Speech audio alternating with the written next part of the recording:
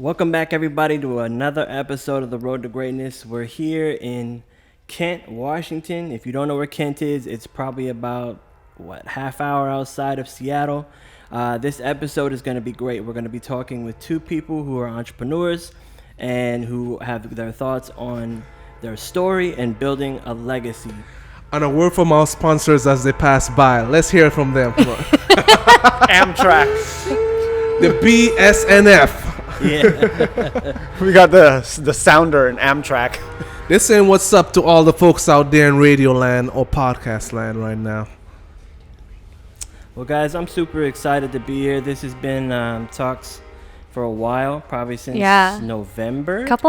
I dare really? say. Back in November? Was it really? No. I think I mentioned it in November. Oh my gosh. It was a while because it was right around Christmas time. Oh, okay. Yes, you're right. Yes. So we've been planning it for a while. We've had to push it up, back. Mm-hmm. We actually we've been trying to figure it out. If you have something scheduled at 3 and then you have to schedule it for 7, are you pushing it up or are you pushing it back? I remember this one. I don't know. I think you're pushing it up. I think you're pushing it back. So maybe you guys can. I say you're pushing it up too. I think you're pushing it up. Why? Yeah.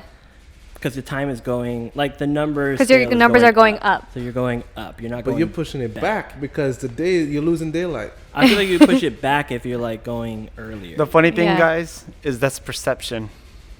6 and 9. There you go. Philosopher right there. I love it. So which perception is right?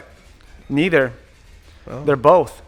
It's neutral. Mm-hmm. It's relative, right? It probably Einstein. doesn't matter, and maybe it means everything. Yeah. As long as you set that appointment, it doesn't matter. All the time, the number matters, but front or back, left or right doesn't matter. Right. Yeah. That's what's up, man. Yeah. We had a couple of icebreakers planned this as we were walking here. We saw some really cool artifacts right out here at the office. These statue made out of spoons and forks. I don't know if you noticed it. One is a penguin, and the other one is some kind of Gryffindor-looking type of animal. Do you know what I'm talking about? What are you talking about? So it's right off across there. So we went walking around Oh, okay. downtown. We haven't been that. Yeah, I've got pictures. I'll show you guys pictures. Okay. It's all made of spoons and forks. Oh, that's cool. So, I don't know if you guys probably know, I'm a Portland native. I'm very partial to my city. I don't know much about Seattle, but from what I've seen, it's been pretty beautiful in the spring. Can you guys tell me a little something about, like, what do you love about Seattle? Why are you here? Oh, yes. I can tell you everything I love about Seattle. I'm not from here. I love the city. I'm from Alaska. But what I love about Seattle is just the city life. There's just so much culture. There's just so many people to look at. There's so many foods to try that you don't have that opportunity when you're living here on the outskirts or in a small town. So it sparks a lot of joy every time I see those buildings as we're driving up there. So that's just what makes me happy about it. Yeah. Yeah. Well, I mean, I was born and raised here, so. Oh, represent. Yeah. Native. I'm a native. But I've been around the country, and I think Seattle is probably one of the most beautiful cities in this country. Clean. I always said it was clean. Right? I've always said it was clean. It's because we have all the trees. We're right by the water. Even the homeless look clean. Ooh, They do. Yeah, That's okay. good. That's do. such a good Portland. compliment. Portland I love that. Yeah, it's not looking clean. Yeah. Yeah, anymore. it does. It's like Portland is. It looks like it would be like an old version of Seattle. Man, that kind of hurts a little. No. guys are the 1.0. I'm saying like, okay, because right now Seattle, the development of Seattle, like all those new buildings. I haven't been in Portland in the past year, so I don't know. But in the past year, Seattle has really had some development, right? New and different type of architecture. But when I look at Portland, it's like Seattle. Right? Even the weather is almost like Seattle, but it's a lot more hipster. But Portland, they have the food truck, central over there. Yes, they do. And now Seattle is finally, within the past couple of years, there's food trucks all over. Where before, back in 2012, is like, 1, 2 food truck. Now it's like everywhere you go, there's a food truck, right? And Oh, I love nice. food, and I think that's one of the things about I love Seattle is the culture of food. What? Oh, so see, you would say the culture of Seattle is is food basically. No. That's one of the elements, though. What are the elements? Okay. The other element is now all the tech companies are moving over here from California, so that's another. Ooh, That's why there's so another much big- development. Okay. Yeah. And as one of the staples kind of branch off in Boeing, I think they went over to the East Coast. Yep. Man, but they still have a section here, right?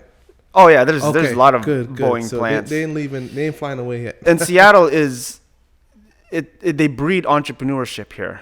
That's true. That is true. Yes, they do. Everybody here is an entrepreneur Well, look what we were surrounded of by: some kind. Costco, Oof. Boeing, Microsoft, Amazon. Amazon. There you go. Right? Starbucks. Huh. Yeah, so you have a lot. Nordstrom, right? You have a lot of Fortune 500 or big billion-dollar companies here. That is so true, man. I didn't even think of that. So there's a lot of billionaires in our backyard. Yeah. Oof. So did you guys? I don't know it's too much. I know a little bit, but did you guys meet in Seattle or did you meet in Alaska? Did you meet? How did you guys? Do you want to know the short version? The short version, We met here in Seattle. we met at a club called Sugar Hill. Ooh, nice. And I had just moved here. And so I was out with my cousins and It always starts with the cousins, right? Well, we were, my friend Nate and I we were going home. And then Oh. her cousin was like, hey, because he has a food truck and a restaurant. And he's like, hey, he saw my friend Nate and he came up to Nate. He's like, man, I really love your sisig fries, right? Ooh. And Nate's like, oh, cool. And, her cousin was drunk and she walks out and she was like, hey, man, stop touching people that you don't know, right? I'm from Alaska. We don't do that. Oh, okay. We don't gotcha. touch people like that. And he was okay? just We like, oh, respect- man, like giving, hey, Yeah. give him a hug and everything. And my friend was like, yo, Was good. damn, I didn't know that my food was that good. Yeah. And so they introduced us to each other. And so he started hitting me up the very next day. Right and did not on. stop. I would not stop. Okay. Okay. Persistent. Yes. Well, it was a salesperson in me that is like, if she said no, Salesperson. right, then it's like, hey, at least I tried. But if I don't try and it could be a yes, then I missed out. But if I try and it's a no, then at least I know. Mm-hmm. Yeah, man. So I said maybe, So and at he what took that as a point, though, yes. Was it like, all right, I've tried and I've tried and I've tried, or were you just like, man, I'm gonna try till the ends of the earth? Like, at what point do you stop? I Like wasn't- in general or with Or with me. Or with her. me. Anything really? Because the thing is it's perspective, right? yeah. Well, with her, she already was in love with me the moment she Shut saw up. I love Oh it. my I gosh. love it. me. Right. So it was like, Because- we both already knew, we were soulmates. So it was a So no Love brainer. at confident. first sight. Yeah, it was a no brainer, right? There you But go. with anything, what I learned in sales is that it takes 7 to 12 follow-ups before a customer buys. Right? And not only that, it takes, 5 to 7 objection handling before they finally buy. That's true. That's how it worked with me. Yeah. Every time I said, oh, I'm busy, the next day, okay, how about this? Oh, I can't. Okay, how about this? How about that? I was like, fine. Yeah. Okay, you can come over and we can hang out. Gotcha. We can go to a movie. We Yeah. can have dinner. All Because right. she just kept saying, she was not telling me no. I wasn't telling him no. I don't like She to. just kept making excuses why she Yeah. couldn't go out with me. Yeah. Yeah. Right? And so Gotcha. if she doesn't say, no, stop calling me, I'm going to keep calling because you're giving me permission if you don't Yeah. tell me straight up no. If you say, hey, I can't buy because I don't have the money. Okay, look, when's the best time to follow up with you? Oh, I got to talk to my spouse. Okay, when's the best time to follow up with you, right? No matter what they tell me, when's the best time to follow up? Right? Handle your thing. And then, I'm going to follow up and see if you got that handled. If not, then I'm going to keep calling you and, until you you actually tell me, yeah. don't call me. Yeah, until you actually tell me, look, I'm not interested. Okay, fine. If you're not interested, you should have told me that in the beginning. Yeah. But if you didn't, I'm going to keep bugging you. And bugging, yes. I will Until bug it you. Right. turns into a yes. The Perfect reason word. why I will bug you is because there's no harm. Did you get hurt when I bugged you? No. Did I get hurt? No. Nobody got. No one got hurt. No. And here's the thing, Abby. I feel like, what do you think? Was it a smart investment? Yes. Whoa, So, invest- You know what? It was invested. because I even told my set, I wish I'd met you first before my ex-husband. Ooh, that's a high compliment right there. It is bro. a high compliment because I didn't have to. I mean, look at where we're at right now, right? I don't know anyone else who would give me that or even support my dreams in that. And so, yes, it worked. I agree. I So agree. using your future girlfriend as a sales pitch, or like a sales item, I guess it works. Using those tactics. It 'cause works. It worked. Yeah. It worked with him. For so real. Sales is everything. That is true. Yeah, That is true. the man's brain, we just think differently, but it's all love. It's all love. yeah. So you guys are doing a lot. You've started Pixel Parlour. This has been about 5 months. 5 months in the making. Only And- been 5 minutes. It feels like a year already. No, you know what? It's actually been a long time in the making, making, because December 2000. Yeah, that's true. 17, when she was pregnant. Actually, are you guys gonna ask us about the story? Because I could tell it later. You know what? Go ahead. Express Yeah, you've yourself. already Okay. started- Hey, yeah, we you've gonna already- get to it, man. Well, So- the Pixel Parlor itself, me speaking out about it was 2017, but it's always been in my heart.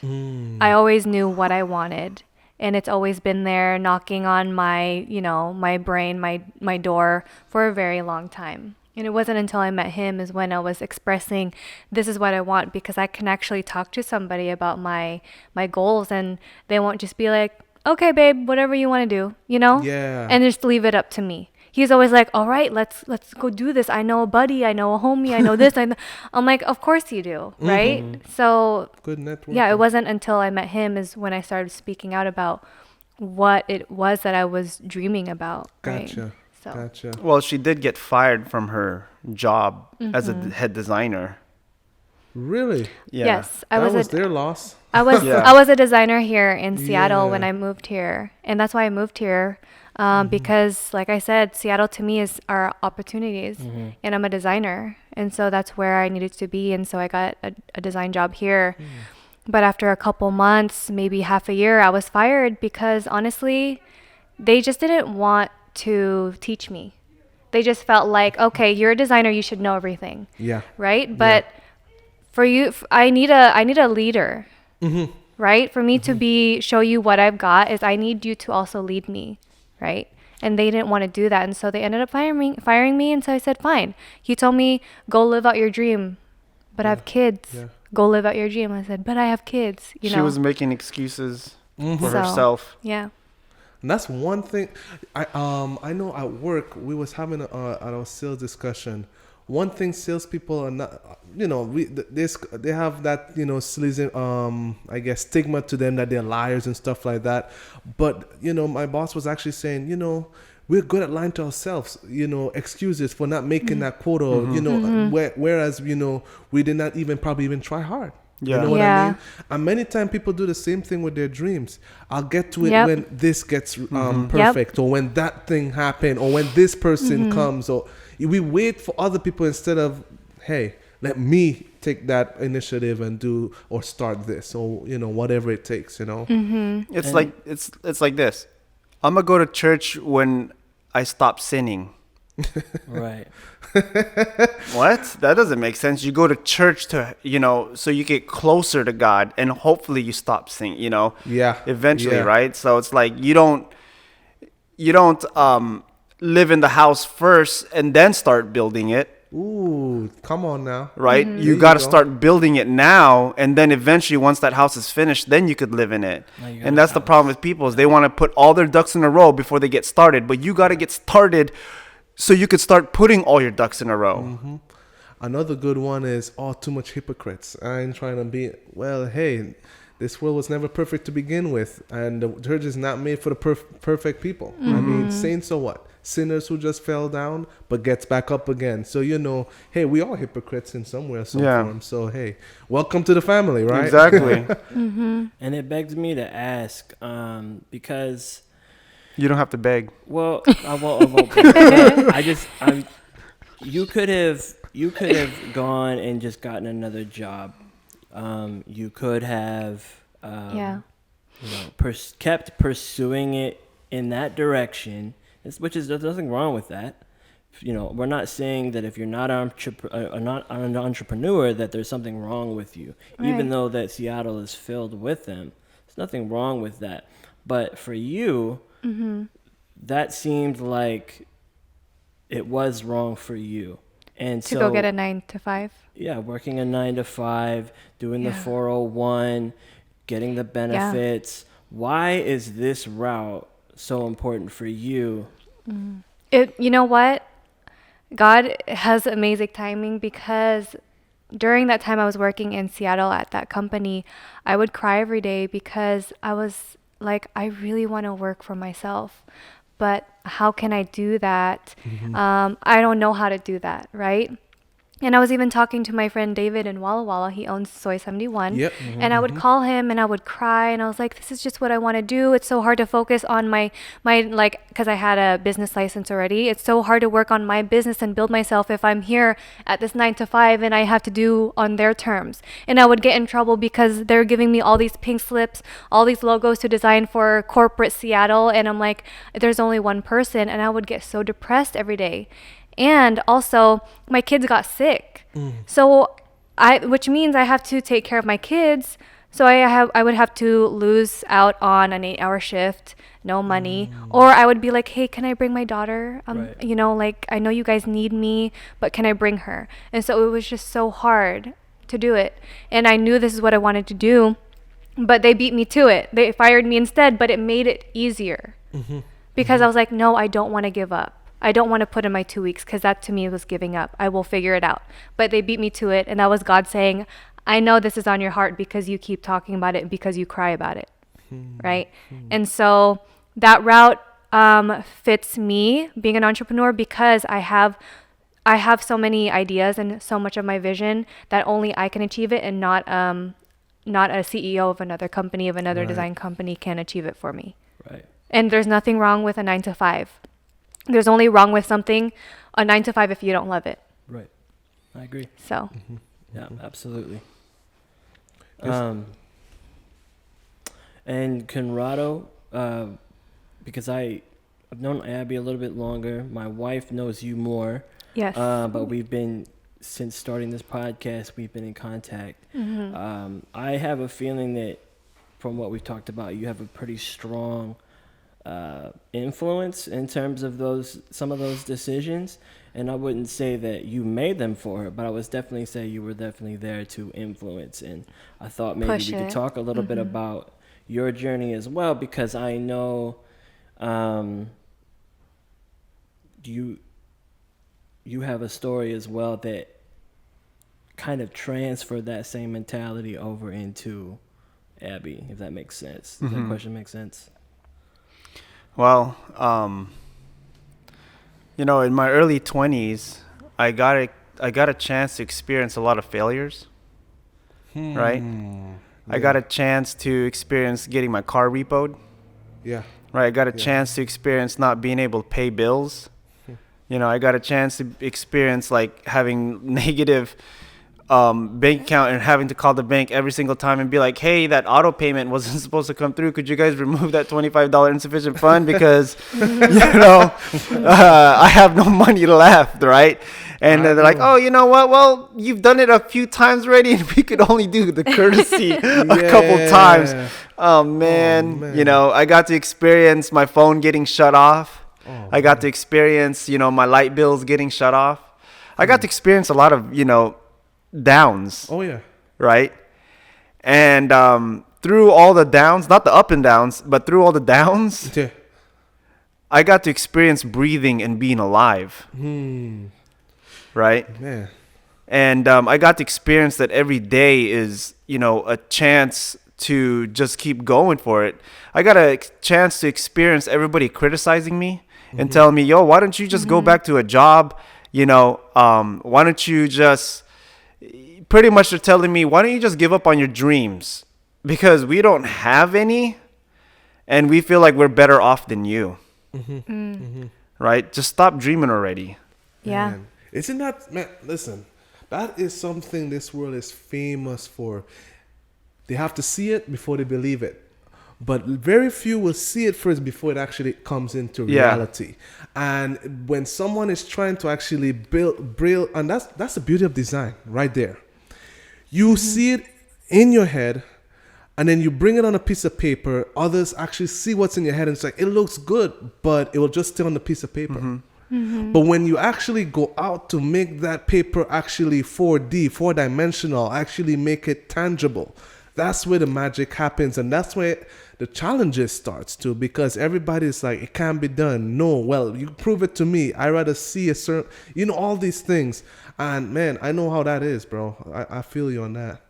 So did you know that back in the days, they said that the human body cannot run a mile in 4 minutes? Oh, They said that the human body, scientifically proven, that it would fall apart because it's going too fast. And then I think in the 60s, a man by the name of Roger Bannister ran the mile in 4 minutes.